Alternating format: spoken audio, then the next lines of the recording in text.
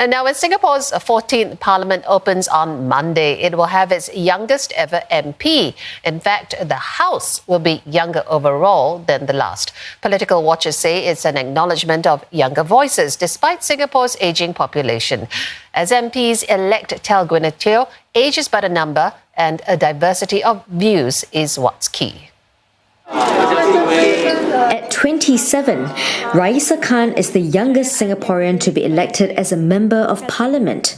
And with the retirement of older members, such as 79-year-old former Emeritus Senior Minister Goh Chok Tong, the average age has fallen from 49.6 to 48.3. The median age, too, has come down from 49.5 to 48. This is the closest Parliament has come to the median age in Singapore in recent years, which is 42.2 this year. But compared against Singapore's overall population, there are still age groups missing, particularly between 21 and 25 and over 70.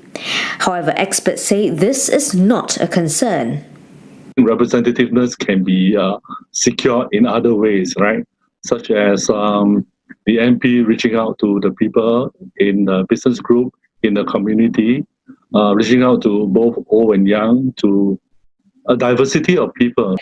The difficulty, I think, for politicians really is how do they reach out? How do they ensure that, they have their ear on the ground, especially the minority, the vulnerable who are hidden. And then the silent majority, they have, very good ideas and they have concerns, but somehow they don't make their opinions heard until it is too late. MPs-elect across the age spectrum agree. The Workers' Party's James Lim, who is part of the Sengkang GRC team, says while his constituents are largely younger, the elderly won't be forgotten. He adds that being a good MP is to be able to reflect competing concerns and interests. Even within age groups, residents' needs and views are diverse.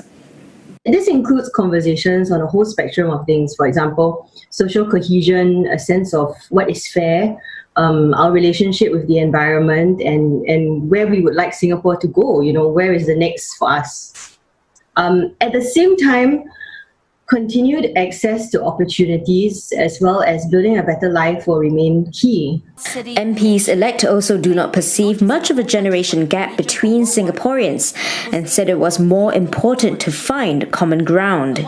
Causes is what I think about. For example, the poor, the vulnerable, the seniors, their jobs, what can they do? I think the key is to find across generations what are some similarities, and then of course there are differences, and really to seek first to understand and not judge or start off that there's a gap between us, and so we need to bridge that gap.